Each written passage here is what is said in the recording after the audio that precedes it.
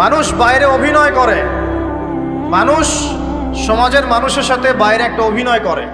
কোনো কোনো ক্ষেত্রে আমরা নিজেরাই নিজেদের সাথে অভিনয় করি। কথা সাহিত্যিক হুমায়ুন আহমেদের নাম শুনেছিলেন? শুনেছেন?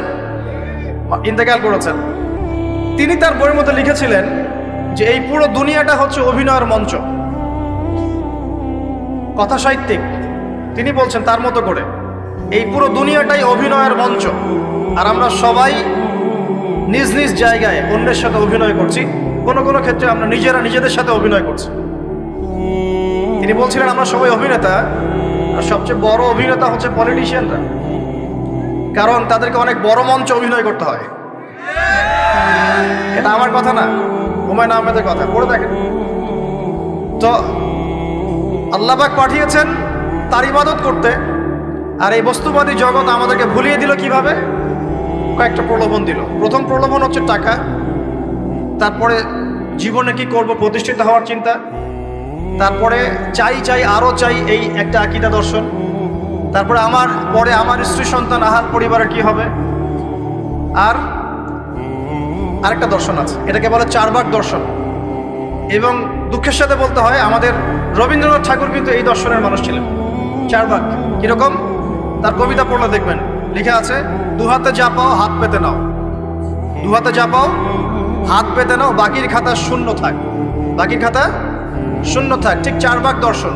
এটা ফিলোসফি পড়েছেন, এখানে অনেক টিচারও আছেন আমি জানি, তারা এই কথাগুলো বুঝবেন। চারবাক দর্শন কেমন? ঋণ করে ঘি খাও, ঋণ করে ঘি খাও, যতদিন বাঁচবে সুখে বাঁচবে, এটা হলো চারবাক দর্শন। তো দুহাতে যা পাও হাত পেতে নাও, বাকির খাতা শূন্য থাক, মিল আছে না? ঋণ করে হলো ঘি খান, যেভাবে হোক ঘি খান আপনি, মানে ঋণ করে হলো ঘি খান, যতদিন বাঁচবেন সুখে বাঁচবেন। তাহলে এই দর্শনগুলো বস্তুবাদী না? বুঝতে পারছেন কিনা? ম্যাটেরিয়ালিজম, বস্তুবাদিতা, মানে আপনি চোখের সামনে যা দেখছেন এই দুনিয়া, যেভাবে হোক অর্জন করে নেন, বাকির খাতা শূন্য থাক। ইসলামিক কনসেপ্ট এর টোটাল ডিফারেন্ট কনসেপ্ট। ইসলামের ঈমান, আকীদা, ইসলাম, পরকাল, মুহাম্মদ সাল্লাল্লাহু আলাইহি ওয়াসাল্লামের আদর্শ সম্পূর্ণ ডিফারেন্ট। আমরা বলি কি এই দুনিয়াতে আমরা মুসাফির, দুনিয়াতে আমরা কি মুসাফির, কে কতদিন থাকবো কোনো ঠিক নাই। নবীজি বলছেন, হে আব্দুল্লাহ বিন ওমর, তুমি দুনিয়াতে মুসাফিরের মতো থাকো, সকালবেলা উঠলে সন্ধ্যার অপেক্ষা করো না, সন্ধ্যাবেলা হলে সকালের অপেক্ষা করো। দর্শনের মধ্যে কত পার্থক্য না? আকাশ পাতাল পার্থক্য না? এখন যদি এই বস্তুবাদী দর্শন দিয়ে আপনি চলাফেরা করেন, তাহলে তো আপনার লাইফের অ্যাম্বিশন হবে একটা ফ্ল্যাট, আর ওটা এনি হাও আপনাকে অ্যাচিভ করতে হবে, legal way or illegal way, আপনাকে অ্যাচিভ করতেই হবে, অ্যাচিভ করতেই হবে, যেহেতু আপনার মোটিভটা হচ্ছে ম্যাটেরিয়ালিজম, বস্তুবাদিতা। আর নবী সাল্লাল্লাহু আলাইহি ওয়াসাল্লাম কি বলছেন? সকালে ঘুম থেকে উঠলে সন্ধ্যার অপেক্ষা করো না, সন্ধ্যাবেলায় থাকলে সকালের অপেক্ষা করো না। তুমি দুনিয়াতে মুসাফিরের মতো থাকো, তোমার যতটুকুতে দুনিয়া চলে যায় এতটুকুতে সন্তুষ্ট থাকো। নবীজি আরো বলছেন, তুমি কখনো উপরের দিকে চোখ দিয়ে হেঁটো না, রাস্তায় যখন হাঁটবে উপরের দিকে দেখো না। লা তানজুরু ইলা মান হুয়া আসফালা মিনকুম, যারা তোমাদের উপরে আছে ওদের দিকে দেখো না, বরং তুমি দেখো যে তোমার নিচে কারা আছে। আবার বলছি, নবীজি বলছেন, তোমরা হাঁটবে যখন রাস্তায় চলাফেরা করবে, তোমাদের উপরের দিকে দেখবে না, তোমাদের উপরে কারা আছে। অলওয়েজ দেখবা তোমাদের নিচে কারা আছে, তোমাদের চেয়ে খারাপ কারা আছে। এক ভাইকে আপনি দেখবেন আপনি সুস্থ, তার হাত নাই। আরেক ভাইকে দেখবেন আপনি সুস্থ, তার চোখ নাই। এক ভাইয়ের পা প্যারালাইজড হয়ে গেছে, এক ভাইয়ের বডি প্যারালাইজড, একজন হার্টের রোগী, একজন ডায়াবেটিসের রোগী। আপনি সুস্থ আছেন, অথচ ওই ব্যক্তির অনেক টাকা পয়সা আছে, আপনার নাই। এখানে কে ধনী বলেন দেখি, আপনি না সে? আপনার সুস্থতা আছে। আরেক ভাইয়ের অনেক বড় বড় ফ্ল্যাটস, কিন্তু আপনার এতটুকু নাই, ছোট্ট একটা বাসা। আপনার কষ্ট লাগে, আমারও যদি এমন হতো। ওই বাসায় গিয়ে দেখলেন যে ইন্টারনালি সে ব্যক্তি সুখে নাই, তার পরিবারে অশান্তি, হৃদ্যতা, ভালোবাসার বন্ধন নাই, আপনার পরিবারে আছে। একটা রিক্সাওয়ালা সারাদিন রিক্সা চালিয়ে 500-1000 টাকা আর্ন করে বাসায় চলে গেল, গিয়ে বাসা আলু ভর্তা, ডিম ভাজা, ডাল দিয়ে ভাত খাচ্ছে, সুখে আছে দিব্যি, বউয়ের সাথে গল্প করছে, চাঁদ দেখছে। আর সেই তো কবে আপনি ওয়াইফ কিনে চাঁদ দেখেছেন ঠিক নাই। আপনি টাকা অর্জন করার নেশায় বছরের পর বছর স্ত্রী থেকে দূরে আছে, দেখারই সৌভাগ্য হয় না। আসলে সুখ কাকে বলে? সুখটা কি জিনিস? ঢাকাবাসীকে সুখ বোঝানো দরকার। সুখটা কি জিনিস? সুখটা হচ্ছে ইন্টারনাল পিস। যখন আপনি বা আমি নিজেকেও বলছি, যখন আমরা আল্লাহকে পাবো, আল্লাহ পাকের ইবাদতের মধ্য দিয়ে, রাসূলের সুন্নতের মধ্য দিয়ে অল্পে তুষ্ট থাকতে পারবো, যা আছে এতে শুকরিয়া আদায় করব, আপনার চেয়ে সুখী মানুষ দুনিয়াতে কেউ নাই, কেউ নাই দুনিয়াতে। কিন্তু বস্তুবাদিতা আপনাকে এই আকীদা আদর্শ থেকে সম্পূর্ণ ডিমোটিভেট করে দিবে। আপনাকে খালি চাই আরো চাই, ওই যে দু হাতে যাবো হাত পেতে নাও, বাকির খাতা শূন্য থাকে। আর আমাদের দর্শন দু হাতে যাবো হাত পেতে নাও না, বরং দুনিয়াতে যতটুকু পাও এতটুকুতে সন্তুষ্ট থাকো, বাকির খাতা শূন্য থাক না, বাকির খাতা পূর্ণ হোক। মানে পরকালটা বাকির খাতা না, পরকালের বাকির খাতাটা পূর্ণ হোক। প্রয়োজনে দুনিয়ার সব চলে যায় যাক, প্রয়োজনে দুনিয়ার সব যদি চলেও যায় যাক, তারপরে বাকির খাতা কি হোক? পূর্ণ হোক। এটাই আল্লাহ রাব্বুল আলামিন সূরা আ'লার মধ্যে বলছেন, বাল তুসিরুনাল হায়াতাদ দুনিয়া, তোমরা এই দুনিয়ার জীবনটাকেই প্রাধান্য দিয়ে থাকো। ওয়াল আখিরাতু খায়রুন ওয়া আবকা, কিন্তু আখিরাত হচ্ছে সবচেয়ে উত্তম এবং চিরস্থায়ী।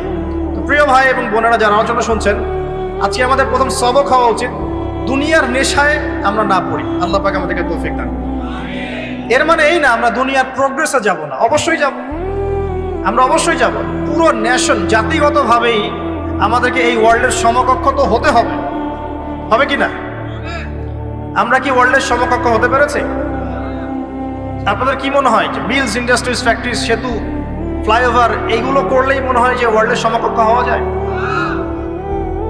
প্রত্যেক জনগণ ভিতর থেকে সুখী কিনা, তাদের অন্ন, বস্ত্র, চিকিৎসা, শিক্ষা, বাসস্থান, এই যে মৌলিক চাহিদা, বেকারত্ব ঘোচানো, তিন বেলা খেয়ে পরে বাঁচা, জীবনের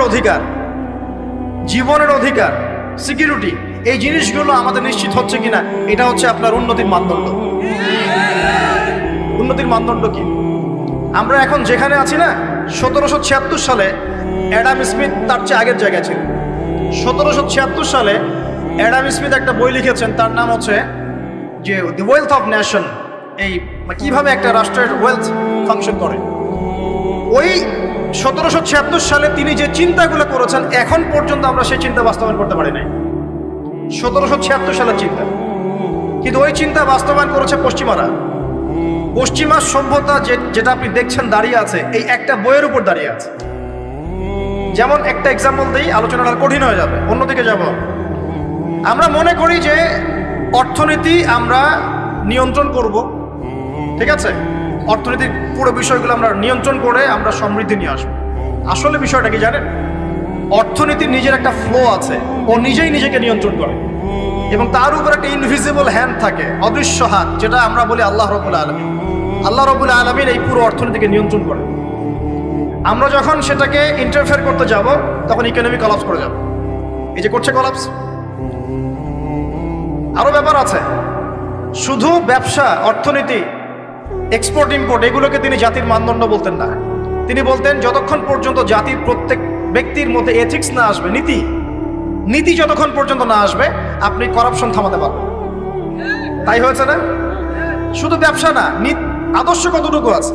এই যে আপনি দেখছেন বিভিন্ন জায়গায় ভেজাল খাওয়াচ্ছে, ওদের কি টাকার অভাব আছে? ওদের টাকার কিন্তু অভাব নাই। নেম ফ্রেমের কোনো ঘাটতি আছে?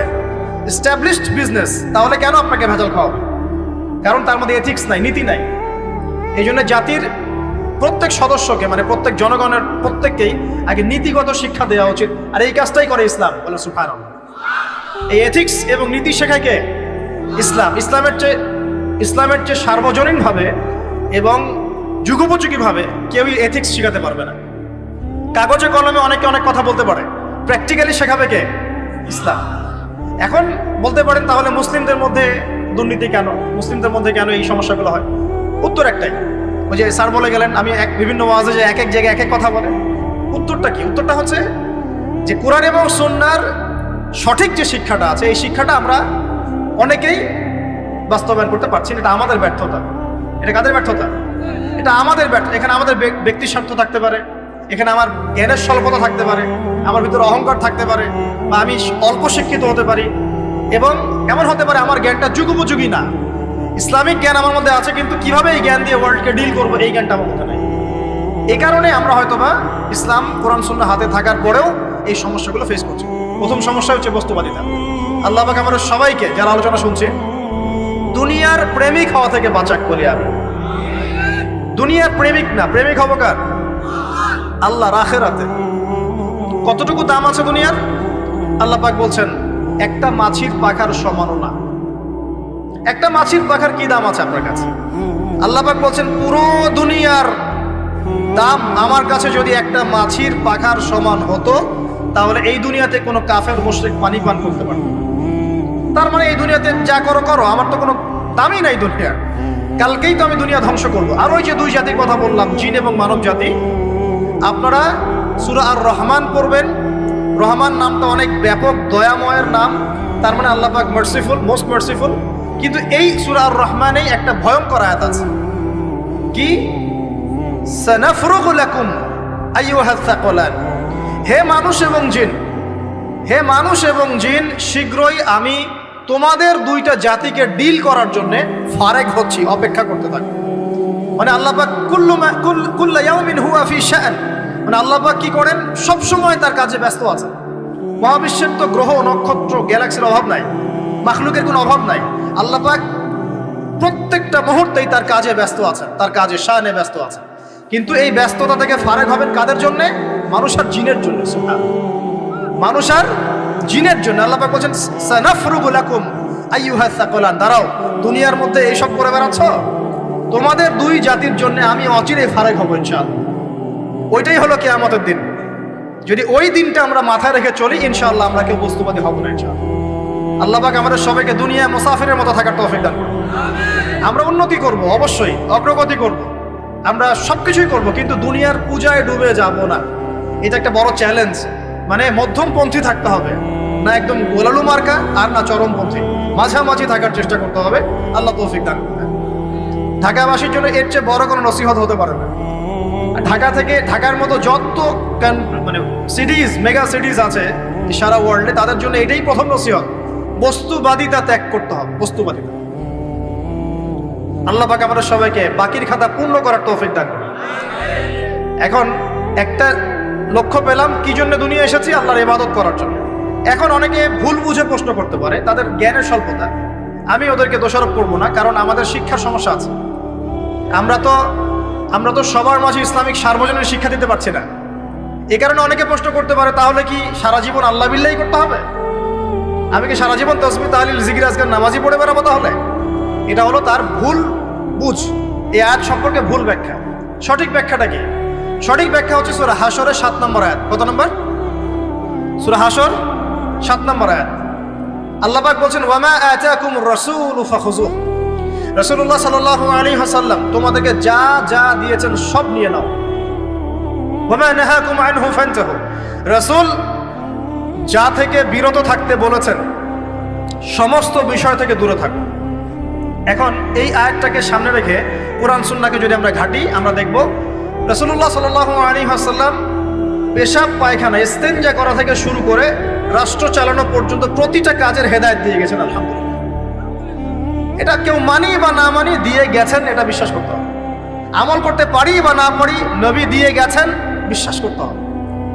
দলিল চাচ্ছেন, আপনি সহিহ বুখারী খোলেন, মুসলিম খোলেন, তিরমিজি, নাসাই, আবু দাউদ এগুলো খোলেন, দেখবেন আপনি ইস্তেঞ্জা করবেন কিভাবে, বসবেন কিভাবে, ঢোকার সময় কোন পা দিয়ে ঢুকবেন, বের হওয়ার সময় কোন পা দিয়ে বের হবেন, ইস্তেঞ্জা করার সময় কথা বলতে পারবেন কিনা, কতটুকু বলতে পারবেন, গোসল কেমন করে করবেন, ওযু কিভাবে করবেন, আপনি আগে কি পা থেকে শুরু করবেন নাকি হাত থেকে শুরু করবেন, কিভাবে নামাজ পড়বেন, আগে গিয়ে কি সিজদা করবেন নাকি ইকামত হবে, আজান হবে, আল্লাহু আকবার তাকবীর দিবেন, কিভাবে নামাজ শেষে বের হয়ে আপনি ব্যবসায় চলে যাবেন, কিভাবে আপনি ব্যবসা করবেন, কিভাবে চাকরি বাকরি করবেন, সমাজের মানুষের সাথে মেলামেশা করবেন, মানুষকে দিনের দাওয়াত দিবেন, ইভেন কিভাবে আপনাকে যদি আল্লাহ ক্ষমতা দেন আপনি কিভাবে সোসাইটি মেনটেন করবেন, সমাজ এবং রাষ্ট্র মেনটেন করবেন, প্রতিটা হেদায়েত খুঁটিনাটি কোরআন এবং সুন্নাহ দিয়েছে আমাদেরকে। এই বিশ্বাস আগে রাখতে হবে। এই বিশ্বাস না রাখলে কেউ মুসলিম হতে পারবে না। I am very sorry to say, এই বিশ্বাস না করলে কেউ মুসলিম হতে পারবে না। আগে বিশ্বাস, তারপরে কাজ করতে পারেন কিনা সেটা পরের ইস্যু। এবং আমি বলে দিচ্ছি, এই যুগে আপনি 100% পারবেন না। সিম্পল, এই যুগে আপনি 100% পারবেন না, এটা স্বাভাবিক। কারণ এই পুরো বিশ্বটা তো ইসলামাইজড না। পুরো বিশ্ব কি ইসলামাইজড? বরং পুরো বিশ্বটা কুফুরের উপর আছে। কিসের উপর আছে? পুরো ওয়ার্ল্ডটাই কুফুরের উপর আছে, পুরো ওয়ার্ল্ডটাই। একটা এক্সাম্পল দিয়ে আমি প্রমাণ করতে পারি, একটা এক্সাম্পল খালি। আল্লাহ পাক বলছে সূরা মুলক, রাতের বেলা পড়তে হয় না সূরা মুলক? রাতের বেলা সূরা মুলক পড়তে হয়, যে পড়বে তার কবরের আযাব হবে না ইনশাআল্লাহ। কবরের আযাব থেকে আল্লাহ পাক তাকে বাঁচাবেন ইনশাআল্লাহ। সূরা মুলক তেলাওয়াত করতে হবে রাতের বেলা। এই সূরার প্রথম আয়াতে আল্লাহ বলেছেন তাবারাকাল্লাযী, বরকতময় সেই আল্লাহ, বিয়াদিহিল মুলক, যার হাতে পুরো মহাবিশ্বের ক্ষমতা। কার ক্ষমতা? তাবারাকাল্লাযী বিয়াদিহিল মুলক, বরকতময় সেই আল্লাহ যার হাতে পুরো মহাবিশ্বের ক্ষমতা, সার্বভৌমত্ব। ক্ষমতার বাংলা কি বলতে পারি আমরা? এটাকে ইংরেজিতে আপনারা কি বলেন? আপনারা বলেন সভারেন্টি। কি বলেন? সভারেন্টি বিলংস টু আল্লাহ। এখানে সভারেন্টি বিলংস টু কি? আল্লাহ। কিন্তু এই পুরো বিশ্বের সার্বভৌমত্বের মালিক কি এখন আল্লাহ বাকি আছে? মানুষ নিজের হাতে নিয়ে নিয়েছে। কথা বুঝতে পারছেন না? পুরো বিশ্বে আল্লাহর সার্বভৌমত্ব চলে এখন, মানুষের সার্বভৌমত্ব চলে এখন। তো পুরো ওয়ার্ল্ডটাই কুফরের উপর আছে না? বিশ্বটাই কুফরের উপর। এখন বাদ দেন, এই ওয়ার্ল্ডে আপনি 100% ইসলাম ডিল করতে পারবেন না, সিম্পল। কিন্তু আগে বিশ্বাস করেন যে একদম টয়লেট থেকে শুরু করে আসমান পর্যন্ত সবকিছুই হেদায়েত কোথায় আছে? কোরআন শুনে আছে কি নাই? এখন মানতে পারি না, সেটা আলাদা ইস্যু। কেউ বিশ্বাস করেছে, মানতে পারে না, আল্লাহ তাকে মাফ করে দেবে ইনশাআল্লাহ।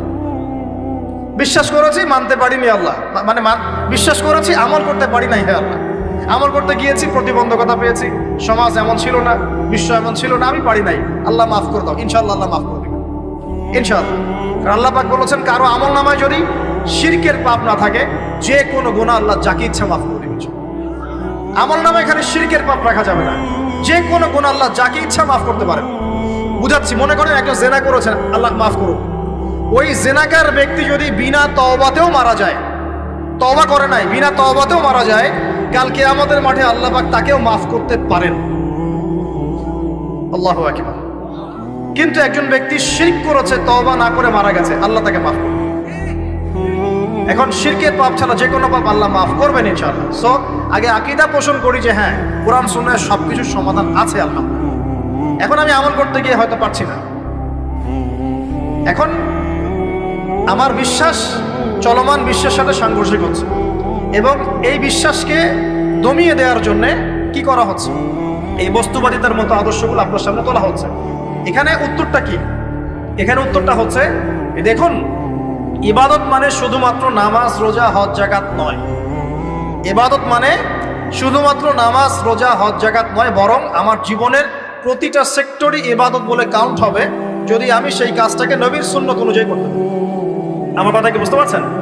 এই হলো ব্যাখ্যা, ওয়া মা খালাকতুল জিন্না ওয়াল ইনসা ইল্লা লিয়াবুদুন। আমি জিন আর মানুষকে শুধু আমার ইবাদত করার জন্যই সৃষ্টি করেছি। আপনার ইস্তেনজা করাটা ইবাদত। সুবহানাল্লাহ। আমার ইস্তেনজা করা কার প্রয়োজন? আমার না ইসলামের, না আল্লাহ পাকের? ইস্তেনজা কার জন্য করি? আমার প্রয়োজন। আমাকে এখন ইস্তেনজা করতে হবে, কষ্ট দিচ্ছে আমাকে। খাবার খাবেন, কার জন্য খাচ্ছেন? আমার জন্য নয় কি? আমার জন্যে। আপনি ব্যবসা করছেন, কার জন্যে? আমার জন্যে, আমার স্ত্রী সন্তান, আমার পরিবারের জন্য।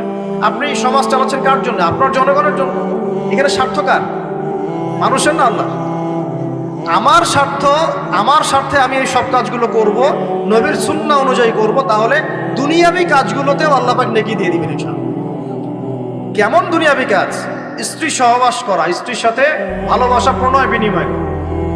আপনি স্ত্রীর দিকে তাকিয়েছেন, নেকি হয়েছে। স্ত্রীর হাতটা ধরেছেন, নেকি হয়েছে। স্ত্রীকে আদর করেছেন, নেকি হয়েছে। তার মুখের মধ্যে ভাত তুলে দিয়েছেন, নেকি হয়েছে। আপনার ছেলেকে আদর করে কোলে নিয়েছেন, নেকি হয়েছে। মা ছেলেকে দুধ পান করাচ্ছে, নেকি হচ্ছে। আপনি ভাইকে 5টা টাকা দিয়ে সহযোগিতা করলেন, নেকি হচ্ছে। একজন এসে বসতে পারছে না, জায়গা ছেড়ে দিলেন, নেকি হচ্ছে। ইভেন রাস্তায় হাঁটছেন, এক মুসলিম ভাইয়ের সাথে সাক্ষাৎ হলো, সালাম দিলেন, মুচকি হাসি দিলেন, নেকি হয়ে গেল।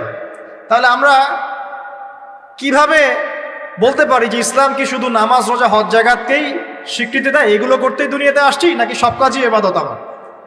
আমার আলোচনা কি কঠিন হয়ে যাচ্ছে? আমাদের জীবনের প্রতিটা কাজই ইবাদত, যদি সেটা রাসূল সাল্লাল্লাহু আলাইহি ওয়াসাল্লামের সুন্নাহ মতো করা হয়। 3টা জিনিস খেয়াল রাখতে হবে। কয়টা জিনিস ভাই? এক, সেই ইবাদত হতে হবে আল্লাহর সন্তুষ্টির জন্য। এই যে আমি স্ত্রীর মুখে ভাত তুলে দিচ্ছি, তার কাছ থেকে কিছু পাওয়ার আশায় নয়।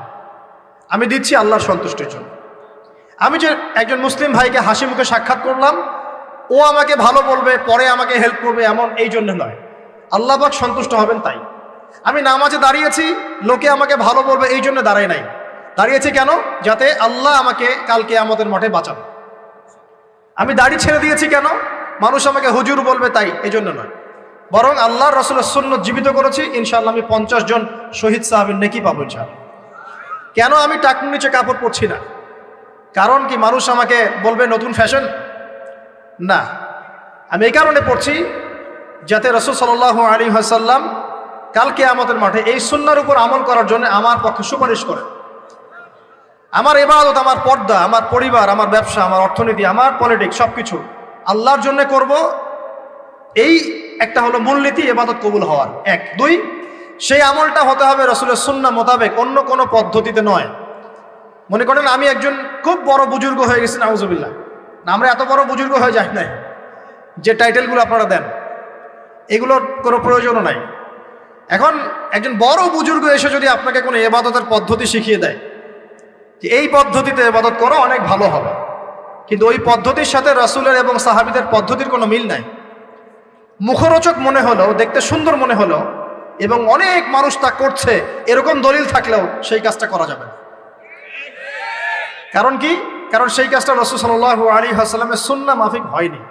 আল্লাহ রাসূল করেন নাই, সাহাবীরা করেন নাই, বাস আমি করব না, সিম্পল। ইমামরাও করেন নাই, পরবর্তী জেনারেশনের কেউই করেন নাই।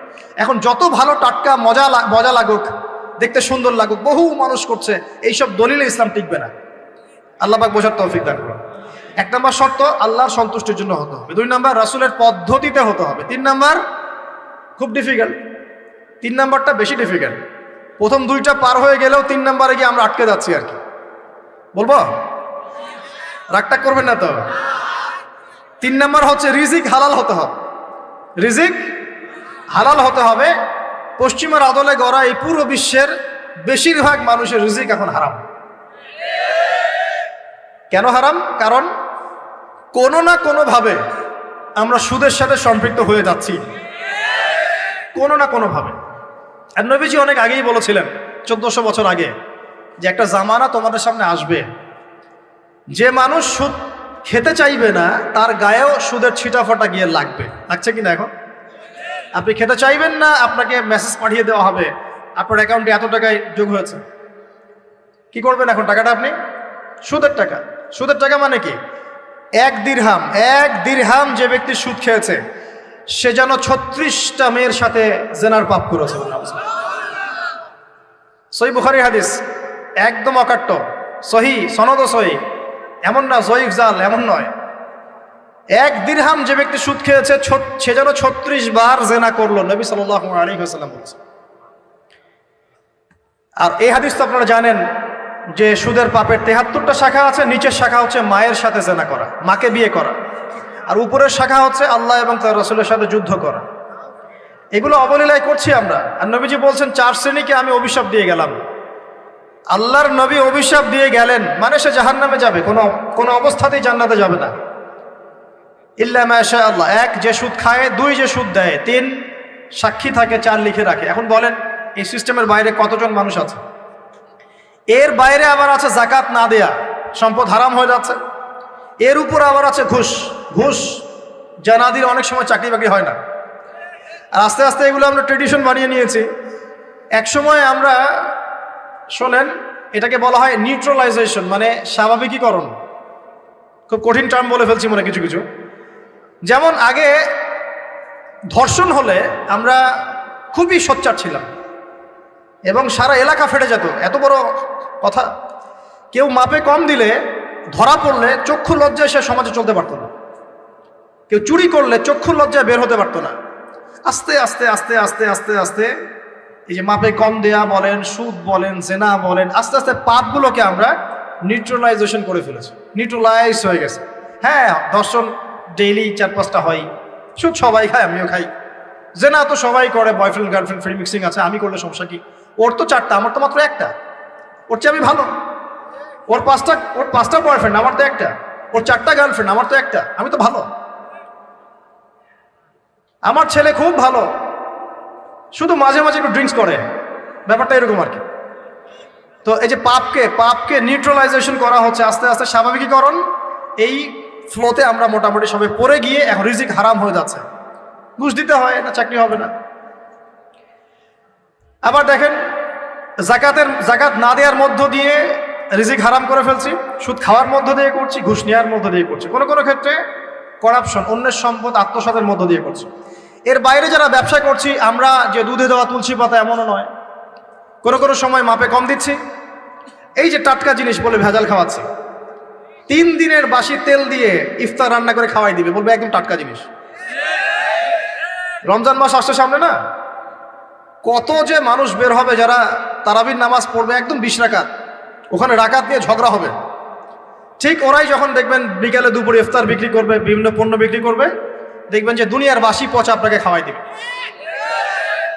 এই শ্রেণীর মানুষের ধারণা যে লা ইলাহা ইল্লাল্লাহ শুধু মসজিদে আছে, বাজারে নাই।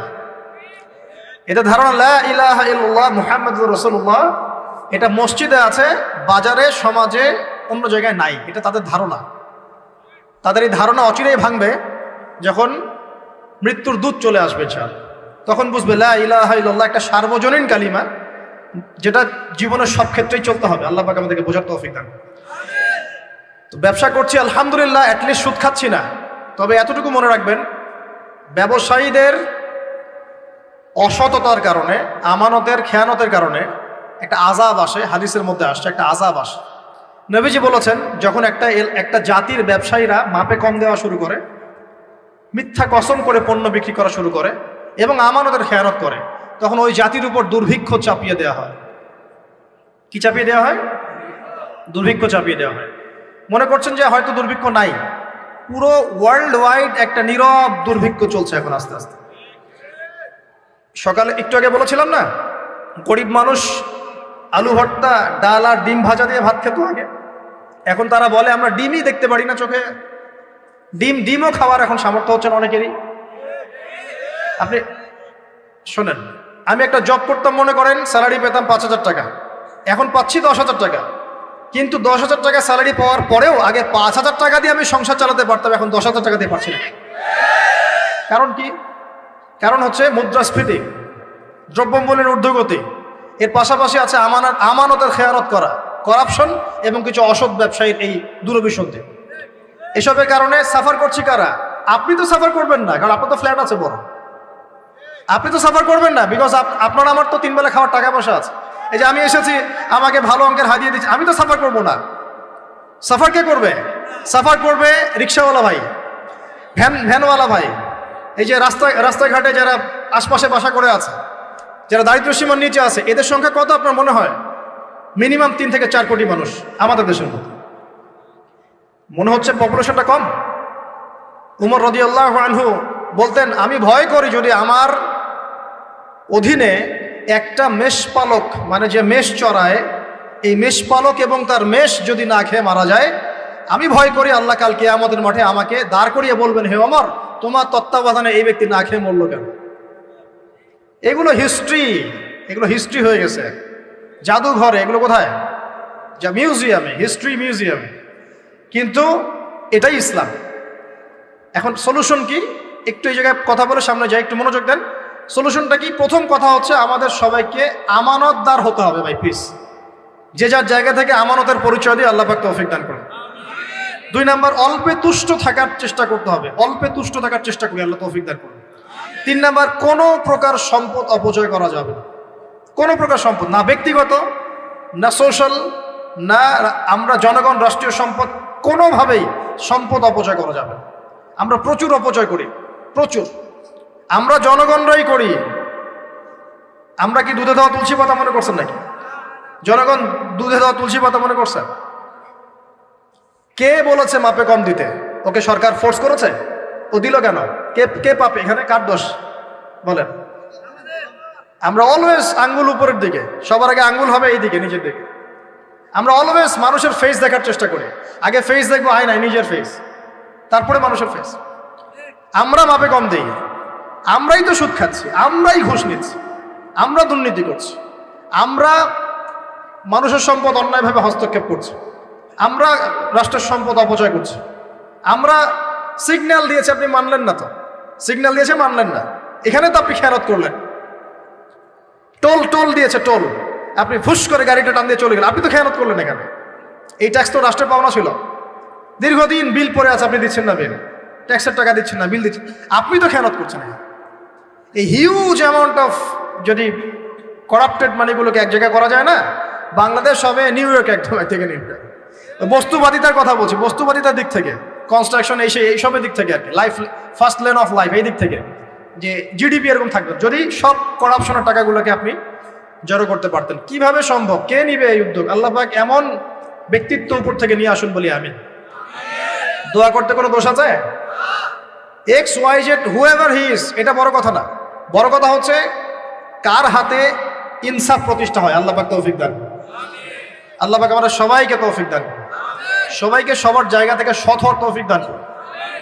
আল্লাহ পাক সবার আগে আমাকে সৎ হওয়ার তৌফিক দান করুন এবং আপনাদের সবাইকে সৎ হওয়ার তৌফিক দান করুন।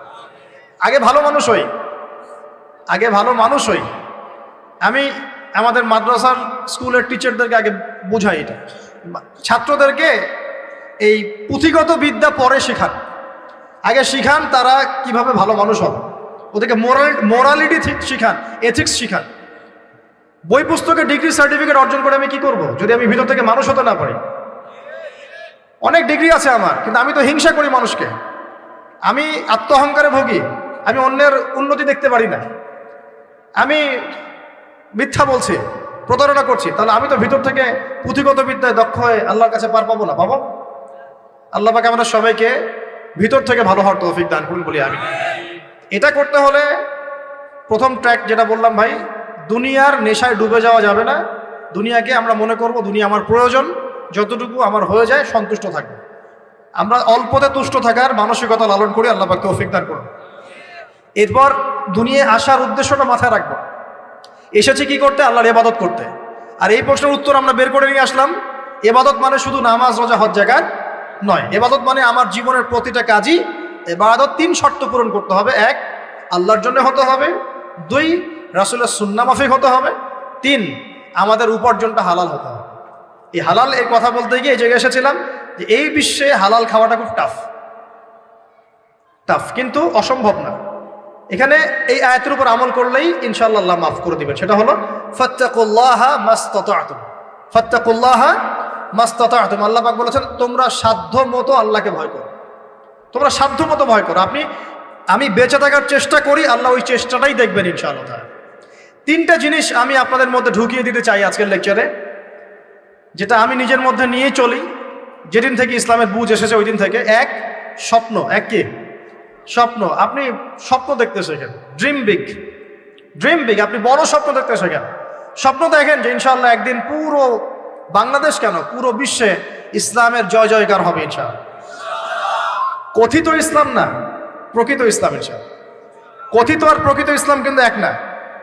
কথিত ইসলাম মানে ইসলামের নামে ধর্ম ব্যবসাও আছে, ইসলামের নামে মাজার পূজা আছে, ইসলামের নামে অনেক ভণ্ডামি আছে না? ইসলামের নামে অনেক কিছু চলে যেগুলো আসলে ইসলামের সাথে সম্পর্কিত না, মানুষ করছে, মানুষ ইসলাম মনে করে। আমরা কথিত ইসলামের কথা বলছি না, প্রকৃত ইসলামের কথা বলছি। কোন ইসলাম? যে ইসলাম রাসূল সাল্লাল্লাহু আলাইহি ওয়াসাল্লামের যুগে ছিল, সেই ইসলাম। যে ইসলাম আবু বকর সিদ্দিকের যুগে ছিল, যে ইসলাম উমর ইবনুল খাত্তাবের যুগে ছিল, যে ইসলাম উসমান আলী রাদিয়াল্লাহু আনহুমা তাদের যুগে ছিল, যে ইসলাম আদম থেকে নিয়ে মুহাম্মদ সাল্লাল্লাহু আলাইহি ওয়াসাল্লাম পর্যন্ত 1,24,000 নবী রাসূল আল্লাহর জমিনে প্রতিষ্ঠা করে গেছেন, ওই ইসলামের কথা বলছি।